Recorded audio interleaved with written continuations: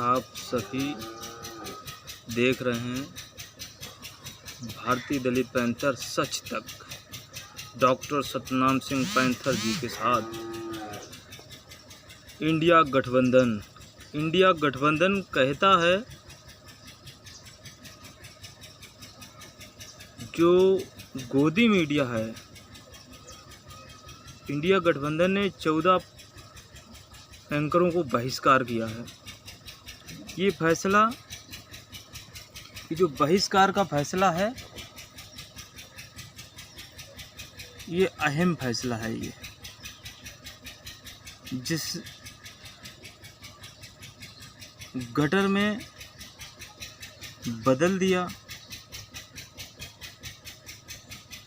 चुके गोदी मीडिया का सारा गंदा पानी सड़क पर ला दिया है। यह बहिष्कार पूरे चैनल का नहीं है, केवल उन एंकरों का है, उन कार्यक्रमों का है। जब यह लिस्ट आई तो इन एंकरों को अपना बचाव पत्रकारिता के लिए उन्हीं उसूलों के सहारे करना शुरू किया जिन्हें कुचलने में जरा भी रहस नहीं की। जो लोग पत्रकारिता पर बेरहमी से हमला करते हैं, आज वही पत्रकारिता पर हमला कर रोने और रो रहे हैं। ऐसे अनेकों उदाहरण हैं जिनसे बताया जा सकता है कि 2014 के बाद से जब भी प्रेस और पत्रकार पर हमला हुआ, इन एंकरों, इन चैनलों ने पत्रकारों की बजाय हमला करने वाले दलाल और दल और सरकार का साथ दिया है। आप और हम सभी जानते हैं कि इस देश में पत्रकारिता को कैसे बर्बाद किया गया है। इस पेशे में अब कोई नियम कानून नहीं है, ना ही बचा है। उसकी बुनियाद की ध्वस्त कर दी गई है। उसकी जगह केवल दलदल बचा है। गोदी मीडिया से आज़ादी चाहिए कि नहीं? यह वह देश है जहां सांप्रदायिक तनाव फैलने पर इंटरनेट को बैन कर दिया जाता है, बंद कर दिया जाता है। वहीं पर गोदी मीडिया को, चैनलों को खुला छोड़ दिया जाता है सांप्रदायिकता को भड़काने के लिए। ऐसी गोदी मीडिया अहम रोल भारत का निभाना चाहिए। ये एक देश के ऐसे स्तंभ हैं जिनसे देश बचता है, देश चलता है। आज का ऐसा दौर है कि इसमें शामिल होने से पहले एंकरों से पूछना होगा। इन जो मीडिया डिबेट के एंकर हैं, इनसे पहले पूछना होगा कि तुम गोदी मीडिया बनकर बैठे हो, सिर्फ गोदी मीडिया की ही बात करोगे या देश के गरीब किसानों की भी बात करोगे, या पत्रकारिता की गरिमा को बेच दिया है, अपने आप को दलाल घोषित करने पर उतारू हो गए हो। ना ही ये बेरोजगारी पर बात करेंगे, ना महंगाई पर बात करेंगे।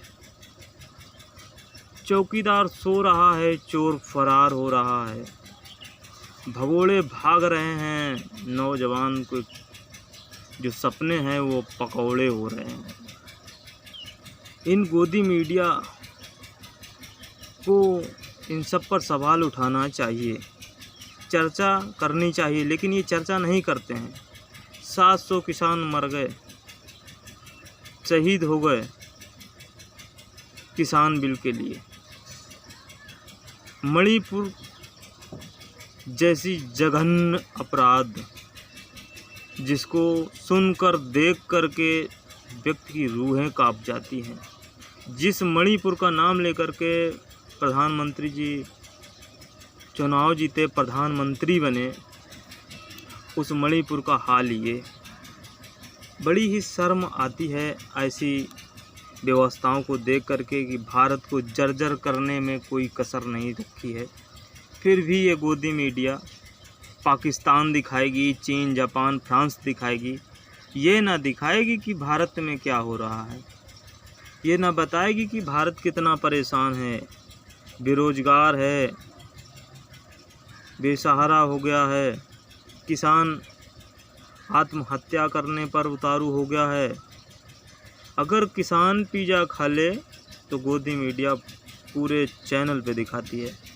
सिर्फ पिज़्ज़ा खाने का अधिकार इन नेताओं को है, इन मंत्रियों को है, इन गोदी मीडिया को है। शोषित वंचित समाज पर हो रहे अत्याचार पर ना बेटियों पर बोलेंगे। बेटियों को शोषण पर तो बोलने की हिम्मत ही नहीं होती है गोदी मीडिया की। यह निश्चित कर दिया है कि ये नमक खा करके, और जिस नमक को इन्होंने खाया है उस नमक की हाँ हुजूरी ने ज़रूर करनी है। इस बिकाऊ मीडिया से ये सवाल पूछने हैं कि जब मनमोहन जी थे और भी प्रधानमंत्री थे तो कैमरा और माइक के साथ उनके मुंह में ठूंस देते थे, सवाल करते थे। आज क्या तुम्हारे मुंह में दही जम गया है? इंडिया गठबंधन ने अचानक ऐसा फैसला नहीं लिया है, इसलिए यह लोग सीधा आरोप लगाते हैं।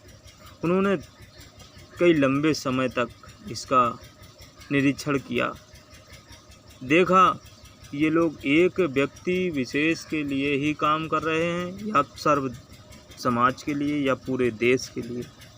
जब इन्होंने देखा कि ये सेवा उनके कुछ नहीं छाप सकते हैं तो उन्होंने ऐसे 14 एंकरों का बहिष्कार किया। आरोप लगाते हुए अगर इंडिया गठबंधन चाहती तो 2014 से पहले भी कर सकती थी, 14 के बाद भी कर सकती थी, लेकिन उन्होंने पूरा समय दिया और उस पर गहनता लेते हुए इस व्यवस्था को देखा।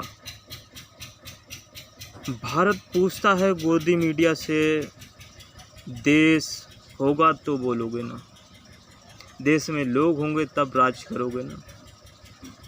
क्या इस भारत के लोगों को दूसरे देशों की व्यवस्था को दिखा कर कि पाकिस्तान भुखमरी की कगार में चल रहा है, पाकिस्तान ऐसा चल रहा है, वैसा चल रहा है, अरे यहाँ कौन सा हो रहा है ना। इन सब चीज़ों को देख करके मुझे ऐसा लगता है कि एक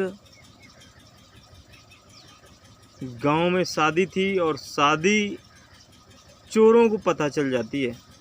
चोर एक गड्डी लगा करके पूरा सामान भर लेते हैं और जिस परिवार में शादी थी उस परिवार को एक कमरे में बंद कर देते हैं। बंद कमरे में जब चोरों का जो मेन व्यक्ति था उसने पूछा कि वो लोग कहाँ हैं, तो बताया इस कमरे में बंद हैं। और गया, उसने कहा किसकी शादी थी, तो वो लड़की डरते हुए खड़ी हुई बोली मेरी शादी थी। तो उस चोर ने 100 रुपये उसे दिए और सगन की बधाई देते हुए कहा कि ठीक है आप करो कार। ऐसा करते जब सुबह पुलिस आई तो वहाँ कोई चोरों के खिलाफ़ कहने वाला नहीं था पूरे परिवार में। ये कह रहे थे कि चोर बहुत अच्छे लोग थे, चोरी तो कर ले गए लेकिन जाते जाते 100 रुपये का सगन दे गए। तो ये वर्तमान की व्यवस्था को देखते हुए ये लोग चुनाव के टाइम पर दाल, चीनी, चना और तमाम चीज़ें फ्री में बांटते हैं। तुम्हें ये चूरन देते हैं, तुम्हारा रोज़गार खाते हैं। भारत को भारत में रहने दो, भारत को धर्मनिरपेक्ष रहने दो, भारत की कुशलता पर बात करो, भारत की अखंडता पर बात करो, भारत को खंडित करने की कोशिश ना करो। ये बहुजन मूल निवासियों का देश है। सभी क्रांतिकारी को जय भीम, जय भारत, इंकलाब जिंदाबाद। आप देख रहे थे भारतीय दलित पैंथर सच तक डॉक्टर सतनाम सिंह जी के साथ।